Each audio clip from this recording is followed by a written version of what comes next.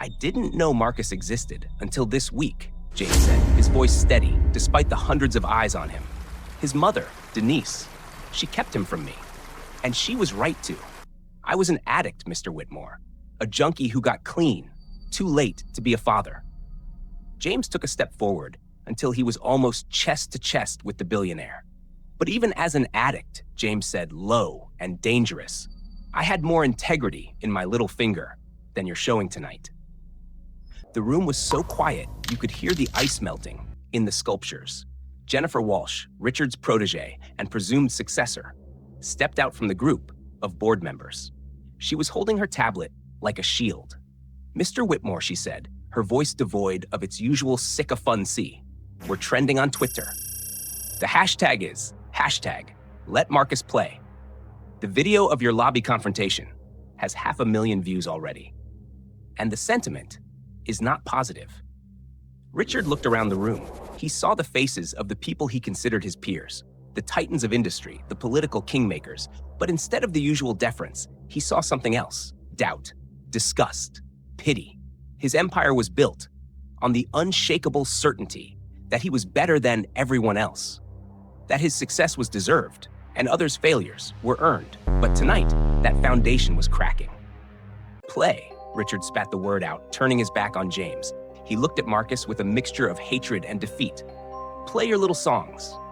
It doesn't matter. Tomorrow you'll still be in a shelter, and I'll still be. Human? Marcus finished for him. Richard flinched. You'll still be human, Marcus said, soft, just like me. The only difference is, I know it. He turned back to the piano for the third time. This piece was different. It wasn't the fiery defiance of the first, nor the raw improvisation of the second. This was memory. It was a duet. His mother used to play with him on rainy Sunday afternoons, a simple melody designed for two people to share, weaving together, each part incomplete without the other. But Marcus played both parts, his hands crossed and uncrossed over the keys, creating the sonic illusion of four hands. It was a technical marvel, but to anyone listening closely, it was emotionally devastating. It was the sound of a child trying to be two people at once because the other person was gone. When he finished, the silence was absolute. Then, from somewhere near the service entrance, a voice began to sing. An elderly black woman in a server's uniform. She had been clearing champagne flutes, but had stopped, tray in hand, to listen. She sang words to Marcus's melody, not the original lyrics, but something older. A spiritual, a song of endurance that predated Chicago, predated America. Marcus smiled, his first real smile of the evening. He began to play along with her, improvising harmonies that wrapped around her voice like a warm coat. Then another voice joined in, a busboy near the kitchen. Then a bartender. The divide in the room became visible. On one side, the servers, the staff, the invisible people who understood exactly what they were witnessing. On the other, the guests in tuxedos and gowns, watching their carefully ordered world get challenged by a song they couldn't buy. The elderly woman's voice faded into the crystal and gold air, but the echo remained. Marcus sat at the piano, his small hands finally still. Ladies and gentlemen, Dr. Sarah Chen stepped forward again, her presence commanding immediate attention. She walked onto the stage, not asking for permission. I need you to understand what you just witnessed, she announced, her voice cutting through the tension. She pulled out her phone, queuing up a recording she'd made moments ago. This passage here, she said, playing a segment of Marcus's first piece where his fingers were a blur. This requires what we call extended technique. The hand positions alone typically take years to develop without causing injury. Most pianists don't attempt it until conservatoire. Are you saying this kid is some kind of prodigy? A man in the crowd called out. I'm saying, Dr. Chen replied, careful, that this young man possesses a level of musical understanding I've rarely encountered in my 30 years of teaching at the Chicago Conservatoire. But more importantly, he's not just reproducing learned pieces, he's creating. She pointed to the screen where Jennifer Walsh had projected the Twitter feed. That improvisation wasn't random. It followed complex theoretical structures, modal jazz, counterpoint, while maintaining absolute emotional authenticity. Another professional musician stood up, an elderly man wearing the lapel pin of the VN Conservatoire. "I must agree with my colleague," he said, his German accent thick, "the harmonic progressions in the development section, particularly the use of quartul harmonie, transitioning into extended jazz voicings. This is doctoral-level theoretical application, and he is doing it spontaneously." Richard Whitmore's face had gone from pale to a dangerous mottled purple. "This is ridiculous," he shouted, throwing his hands up. "You're all being swept up in sentimentality. He's a street performer who learned a few parlor tricks. It's mimicry, not genius." "Then explain this," Dr. Chen interrupted. She tapped her tablet, casting a new image onto the massive screen behind the stage. A musical score, complex, dense with notation, like a swarm of black ants on the page. "This is a transcription of the first 30 seconds of his improvisation," Dr. Chen said. "I've been documenting it in real time." "Mr. Whitmore, can you read music?" "That's not relevant." "Can anyone here read this?" Dr. Chen looked around the room. Only a few hands raised, tentative. Mostly the hired musicians and Judge Blackwood. "This is what your street performer created, out of thin air," Dr. Chen said, pointing at the screen. "The mathematical relationships between these passages. The way he developed the thematic material. This isn't a trick. This is genius." Victoria Chen had moved to the media section, ensuring every camera was capturing this. She knew her career at Whitmore Enterprises was over the moment she hit upload on that security footage. She might as well burn the rest of the house down on her way out. "I've seen this before," the elderly violinist from Vienna said, stepping closer to the stage. "Not this piece, but this. Phenomenon." The room hushed to listen. Arthur Rubinstein played a concert in 1952 where he improvised an entire sonata. "Because he forgot the score," the man said, soft. "I was 7. My parents took me. It changed my life, knowing music could be created in the moment, that it wasn't just dead composers and dusty scores. This boy, Marcus, he has that same gift." "But Rubinstein had training," Richard protested, desperate, pointing a shaking finger at Marcus. "Rubinstein wasn't. He stopped himself, but everyone heard the word he didn't say." "Wasn't what, Richard?" Judge Blackwood asked, stepping onto the stage. "Wasn't poor? Wasn't black? Or wasn't inconvenient to your narrative?" Blackwood turned to the audience. "We have a choice tonight," he said. "We can continue to pretend talent belongs only to those who can afford it, or we can open our eyes." He turned to Marcus. "Son," Blackwood said, gentle, "do you have one more in you?" Marcus looked at his father. James nodded, tears streaming down his face. Marcus looked at the piano. Then he looked at Richard Whitmore. "No," Marcus said. The room gasped. "I don't have one more," Marcus said, standing up. "I'm done playing for people who need to be convinced. I'm human." He walked over to his father and took his hand. "We're leaving." "You walk out that door," Richard screamed, "and you get nothing. No adoption, no scholarship, no future. You go back to the gutter." Marcus stopped. He didn't look back. "I'd rather be in the gutter with my father," he said, "than in a penthouse with you." He pushed open the service doors, and that's when the applause started. Not polite clapping, thunderous, floor-shaking ovation that followed them all the way down the hall. But as they reached the exit, James stopped. His phone was buzzing. He looked at the screen, an unknown number. "Hello?" He listened for a second. His face went white. "Marcus," James whispered, lowering the phone. "That was the hospital. It's about the DNA test Angela ran." "What?" Marcus asked, his heart hammering. "Did it confirm it? You're my dad, right?" James looked at his son, then at Angela, then back at the phone. "No," James said, his voice trembling as he stared at the screen. "It says I'm not." Marcus felt the floor tilt. The applause from the ballroom sounded muffled, distant, like he was underwater. "What do you mean?"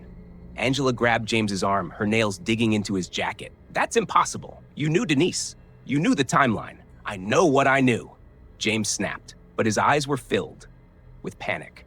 "But the DNA test, it says 0% match. 0. He looked at Marcus, his face crumbling. "Marcus, I swear to God, I thought, so you're not my dad," Marcus whispered, and the hope that had carried him for the last week The idea of family, of belonging, evaporated. He was back on the corner of Madison and LaSalle, alone. "Wait," James said, scrolling down on his phone. "There's a note attached from the lab. It says, paternity excluded." However, familial markers indicate a close genetic relationship. Likely, avuncular? Marcus asked, confused. "It means uncle," Angela breathed. She looked at James, her eyes widening, with sudden realization. "James? Did you have a brother?" James went still. "I had a twin," he whispered. "David, but he died in a car crash 6 months before Marcus was born." Before anyone could process it, the double doors behind them burst open. It wasn't Richard Whitmore. It wasn't security. It was Victoria Chen, and she looked terrified. "You need to get out of here," she hissed, checking over her shoulder. "Right now." Richard didn't just call security. He called the police. He's claiming Marcus stole a diamond watch from the green room. "What?" Angela shouted. "That's a lie." "Of course it's a lie," Victoria snapped. "But the police are 3 minutes out, and Richard has the watch planted in Marcus's keyboard case. I saw him tell the head of security to do it. He's trying to get him arrested," James realized, horror dawning. He can't handle losing the narrative, so he's going to destroy the boy's credibility. "We have to go," Mike, the off-duty cop, said, grabbing Marcus's arm. "If the CPD finds that watch on him, it won't matter how well he plays piano. He'll be in juvie by morning." "No," Marcus said, pulling his arm free. He turned back toward the ballroom doors. "Marcus, don't be stupid," James pleaded. "This man plays dirty. You can't win this way." "I'm not running," Marcus said. His voice was calm, scarily calm. "If I run, he wins. If I run, I'm just another street kid who stole something. I have to finish this." He pushed past Victoria and walked back into the ballroom. The room was chaos, people arguing, shouting, filming. But when Marcus walked back in, the noise died down. Richard was standing center stage, looking like a cornered animal. When he saw Marcus return, a flicker of triumph crossed his face. "Back for an encore?" Richard sneered. "Or did you forget something? Like perhaps my watch?" He gestured to the head of security, who was holding Marcus's battered keyboard case. "Open it," Richard commanded. The guard unzipped the case, and there, nestled among the frayed wires and sheet music, was a watch. Patek Philippe, worth more than the entire shelter. The crowd gasped. Phones were raised. The narrative was shifting again. Thief, criminal, fraud. "I told you," Richard said, his confidence returning. "You can take the boy out of the gutter, but you can't take the gutter out of the boy. Someone call the police." "I didn't take it," Marcus said. He didn't sound defensive. He sounded bored. "The evidence says otherwise," Richard smiled. "Actually," a voice boomed from the back of the room, Judge Blackwood. He was holding his phone up, connected to the ballroom's AV system. "The evidence," Blackwood said, "is currently streaming on the main screen." Everyone turned. The massive screen behind the stage flickered. It wasn't the lobby footage this time. It was a live feed from the green room security camera. Richard's face went white. "That camera is dummy," he hissed to his assistant. "It's not connected." "It wasn't," Victoria Chen said, stepping up to the microphone, "until I reconnected it 10 minutes ago." On the screen, clear as day, the footage showed Richard Whitmore handing his watch to the head of security. It showed him pointing to the keyboard case. It showed the guard planting it. The silence in the ballroom was absolute, the kind of silence that feels like a blade hanging in the air. "Mr. Whitmore," Judge Blackwood said, his voice ringing with judicial authority, "filing a false police report is a Class 4 felony in the state of Illinois. Planting evidence on a minor? That's going to be much, much worse." Sirens wailed in the distance, getting closer. Richard looked around the room. His board members were backing away from him. His friends were staring at the floor. The media crews zoomed in on his sweating face. Richard looked at Marcus. The boy stood there, in his ill-fitting suit, untouched by the chaos. "Who are you?" Richard whispered. And for the first time, fear was real in his eyes. "I told you," Marcus said. "I'm the truth." The ballroom doors opened. 4 uniformed police officers marched in. "Richard Whitmore?" the lead officer asked. Richard straightened his tie, trying to summon the last shreds of dignity. "Officers, thank God you're here. This boy stole my—" "Save it," the officer cut in. We just got a link to the live stream from the judge. You're under arrest. The handcuffs clicked around the billionaire's wrists. The room didn't applaud. They just watched, like they were witnessing the end of an era. Angela rushed to Marcus, hugging him so hard, he squeaked. James stood a few feet away, looking lost.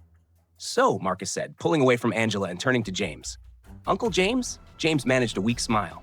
Uncle James. Yeah. David, your dad. He was the musician in the family. The real one. I just sell the instruments. He had perfect pitch, just like you. And my mom? Marcus asked. She loved him, James said, softly. She never told me because David died before they could tell anyone. And then I messed everything up. Excuse me, a woman interrupted. Dr. Sarah Chen, from the conservatory. Marcus, she said, ignoring the police escorting Richard out. The scholarship offer stands. Full ride. Housing included. You won't have to go back to the shelter. And a man in a sharp suit stepped forward, holding a business card. I represent Sony Classical. We'd like to discuss a recording contract. Your improvisation. We want to release it. Marcus looked at the offers. He looked at the cameras. He looked at the rich people, suddenly desperate to be his friend. Then he looked at Angela, at James, at the servers, who sang with him. I have a condition, Marcus said. Name it, Dr. Chen replied. Anything. I'm not the only one, Marcus said. There are 50 kids at St. Mary's. Some can sing, some can draw, some are geniuses at math. If you want me, you have to help them too, real help, not just tax write-offs. Dr. Chen blinked, then she smiled. We can work with that. Marcus turned to James. And I'm gonna need a piano teacher. Preferably one who knows how to restore old Steinways. James grinned, tears spilling over again. I might know a guy. The party dissolved into a frenzy of interviews and police statements. Marcus walked to the window. He looked down at the city lights, 40 floors below, on the corner of Madison and LaSalle. His spot was empty. The cardboard was gone. The cold was still there, but he wasn't in it anymore. He pulled the crumpled $100 bill from his pocket, the one Richard had thrown at him a week ago. Marcus walked to the melting ice sculpture, the swan, and dropped the bill into the puddle at its base. He didn't need it. He had something better, a voice. And for the first time in his life, the world was listening. I've watched you crush small businesses. I've watched you treat human beings like game pieces on a board. Only you are allowed to win. Victoria reached up and unclipped her silver Whitmore Industries security badge. She held it up, letting the light catch it. One last time. But this, using a homeless child for sport, this is where I draw the line. She let the badge fall. It hit the marble floor with a sharp clack like a gunshot in the tense silence. Victoria, you're being emotional, Richard said. Desperation crept into his voice. Think about your career. Think about your stock options. I am thinking about it, she replied, not backing down. I'm thinking about what it's cost me to enable someone like you. Victoria turned to Marcus. You asked if Mr. Whitmore would change, she said softly. He won't. But you've changed this room tonight.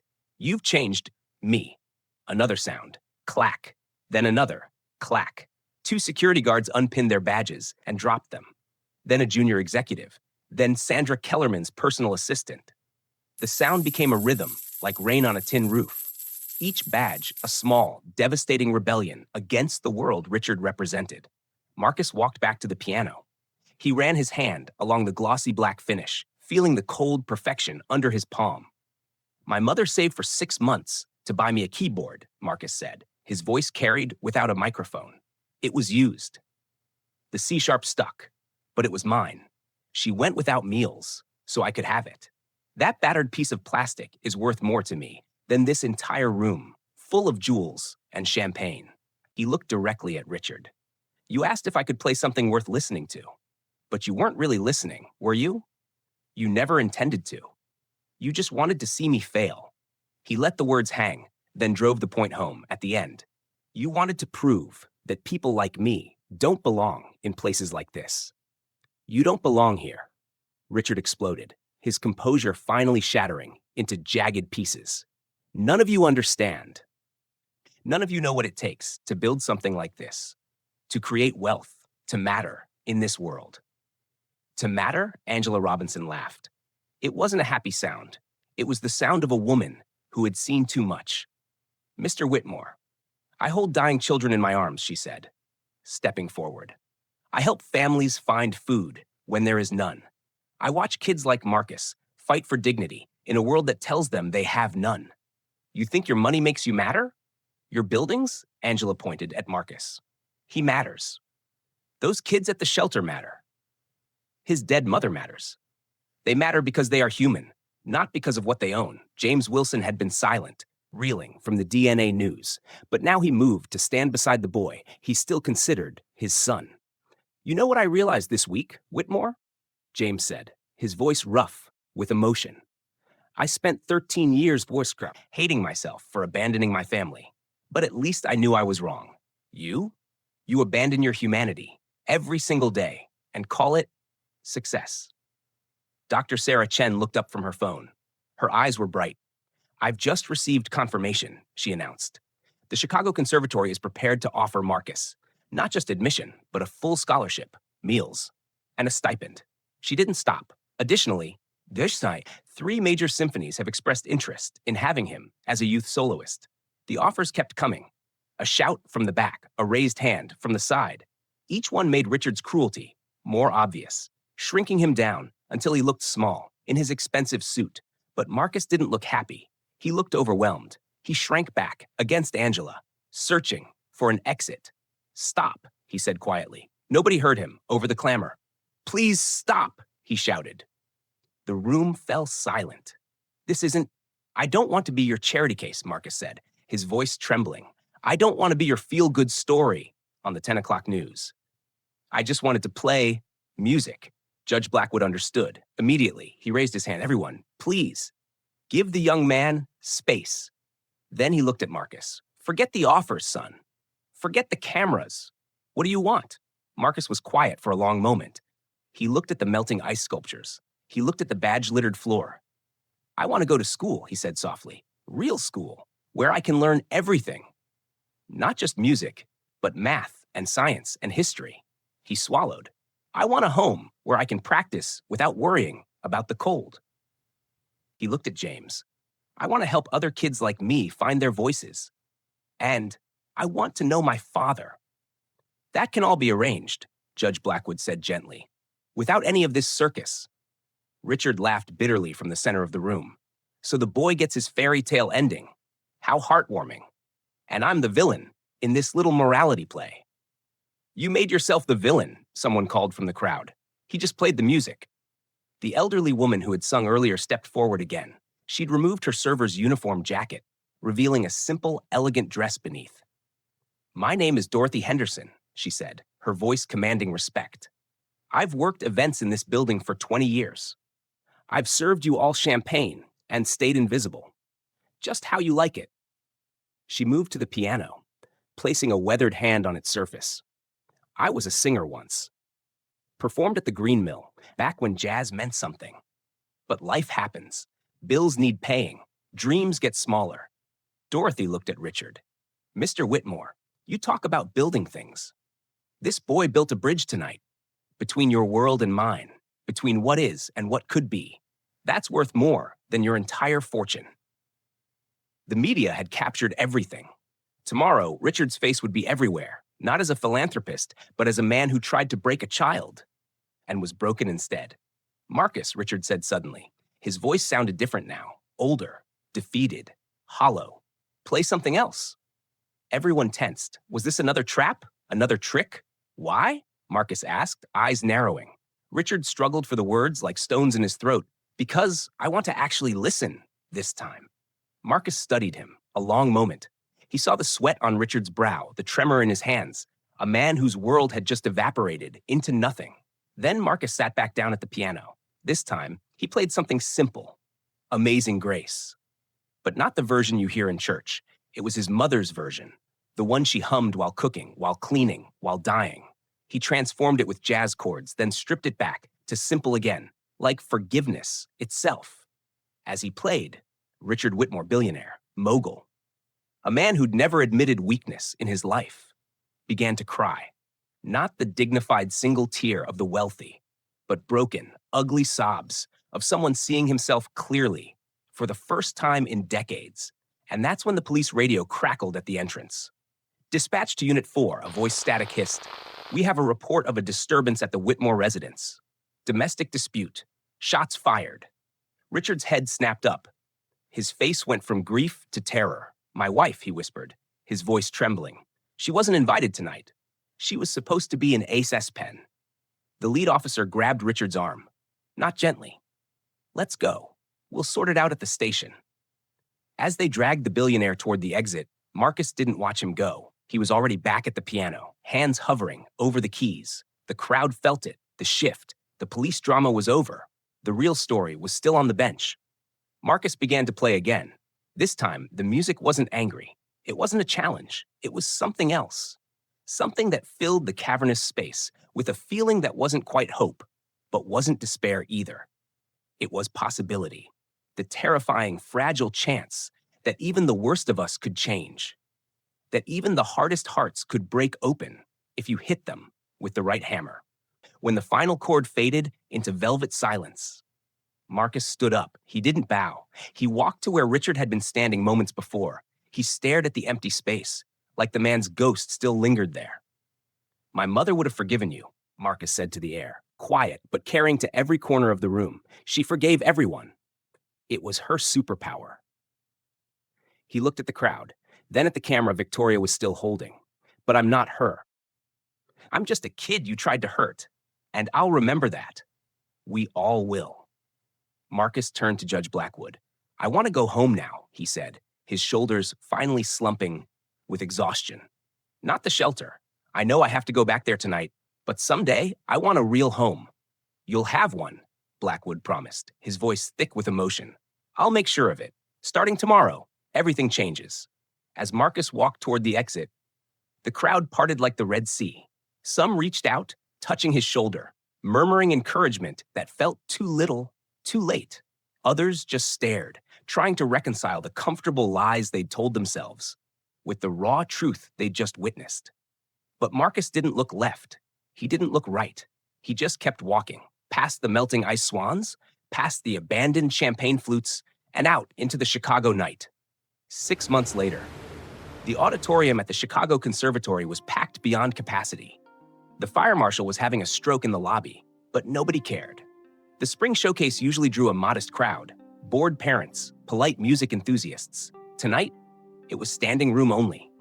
Everyone wanted to see Marcus Thompson perform again.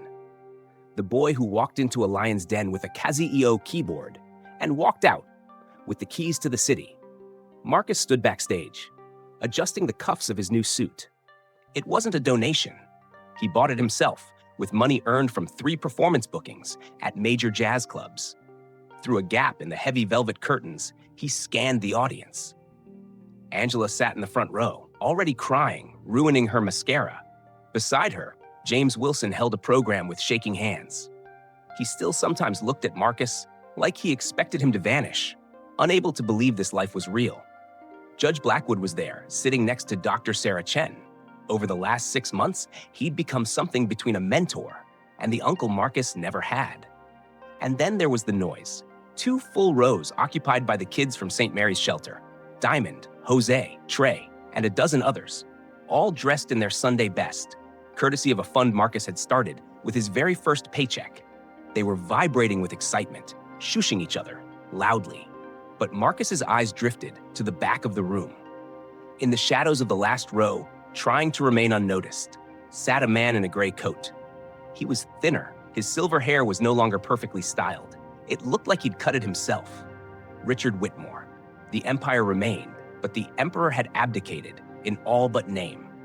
Victoria Chen, who had started her own nonprofit foundation, told Marcus that Richard watched the video of that night repeatedly, like a man studying his own crime scene, trying to figure out where the bullet came from.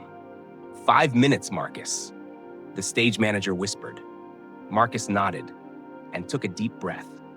So much had changed. He lived with James now in a small apartment above the music store on the north side.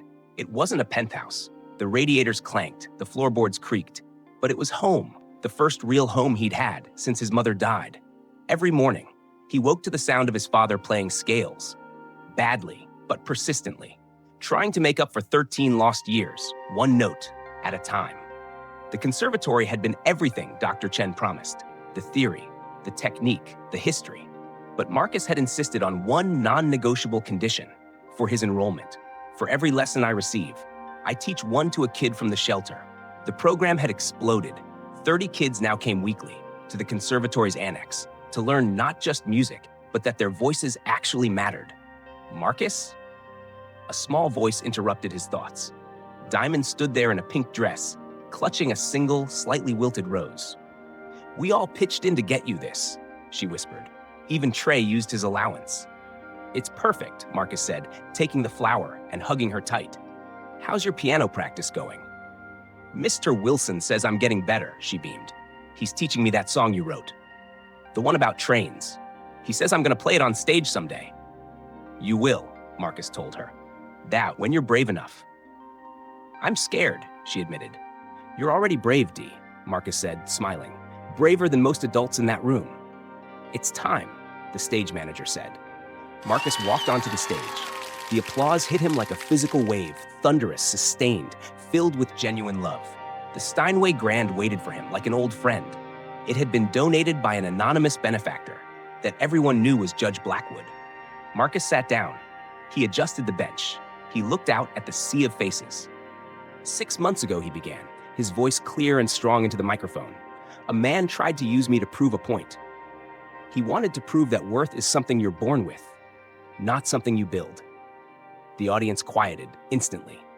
"Tonight, I want to tell you what I learned from that experience." He paused. He looked at the kids in the front row. "I learned that talent isn't enough. Talent without opportunity is just potential energy with nowhere to go. I learned that bridges between worlds aren't built with good intentions. They're built with deliberate, often painful, action. And I learned that changing one life, my life, is meaningless if we don't change the systems that created the need for it." He placed his hands on the keys. "This piece is new. I wrote it for someone I thought I'd never forgive." A spotlight swiveled, searching the back of the room. It landed on Richard Whitmore. The former billionaire looked like he wanted to dissolve into the floor. He didn't move. He didn't smile. He just stood up slowly, acknowledging Marcus's recognition. "You asked me once to play something worth listening to," Marcus said to him. "This piece is called Redemption in B minor.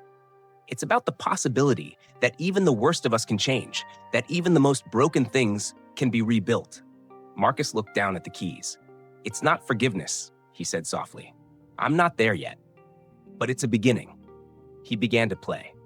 The piece was complex, starting with dissonance, harsh, jangling chords speaking of arrogance and cruelty. It sounded like glass breaking. It sounded like a heavy door slamming shut. Then, a single melody line emerged from the chaos, tentative, fragile, searching for a way out of the dark. Slowly, almost imperceptibly, the chaos found a center. The harsh, jangling chords began to soften, melting into harmony, earned, not given. The melody evolved, tracing a painful, jagged line from ignorance to awareness. It wasn't just a song, it was a map of distance between a penthouse on the Gold Coast and a cardboard mat on La Salle Street.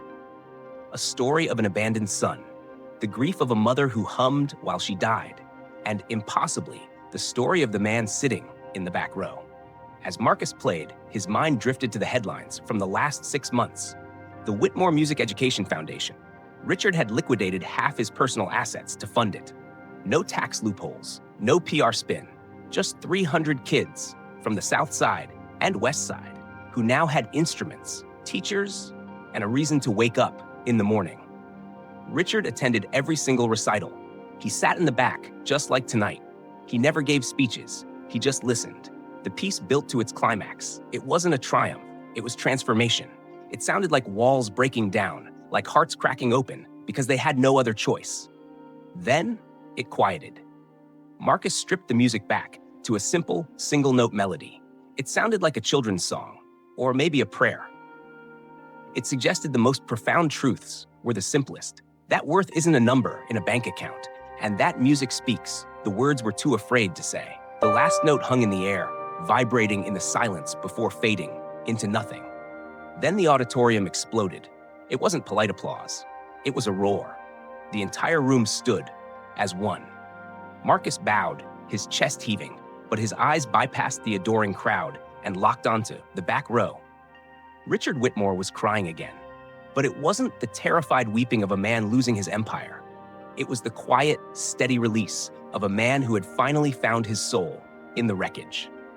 He nodded once, acknowledgement, gratitude, a promise.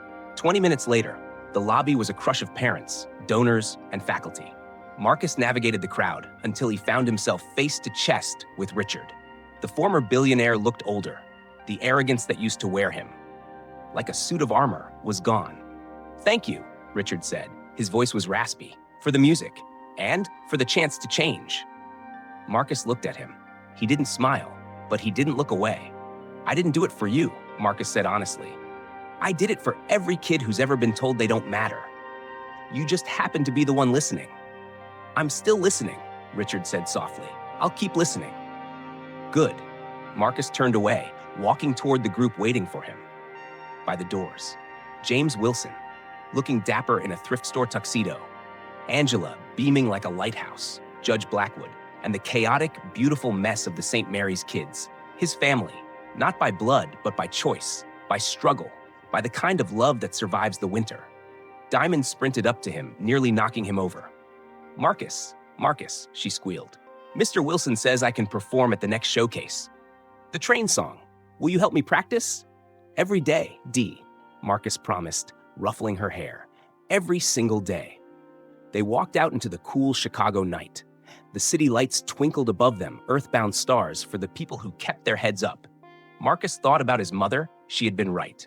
Music was proof that God loved humanity.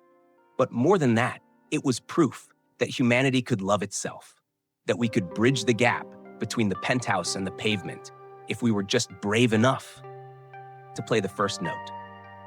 Inside the emptying auditorium, Richard Whitmore stood alone, staring at the silent Steinway on the stage. Tomorrow, he would report to St. Mary's Shelter for his weekly volunteer shift. He was teaching basic financial literacy to teenagers aging out of the foster system.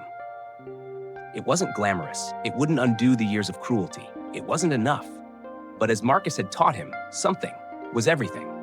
The piano stood waiting in the dark, waiting for the next pair of young hands, waiting for the next truth, waiting to prove, once again, that talent has no zip code, genius has no color, and the future belongs to those who refuse to be silent. Dear viewer, every day there are thousands of young Marcus Thompson kids walking past us, brilliant children with potential locked away because they don't have the key. They don't need our pity. They need our belief. They need us to understand greatness isn't born from privilege. It rises from the refusal to be diminished. If this story touched a nerve, if it reminded you that your dreams are valid and your voice deserves to be heard, then hit that like button and subscribe. Share this with someone who needs to know they matter. But don't get too comfortable, because while Marcus found his light, there are other stories in this city, stories where the music stops and the shadows don't let go. I'll see you in the next one.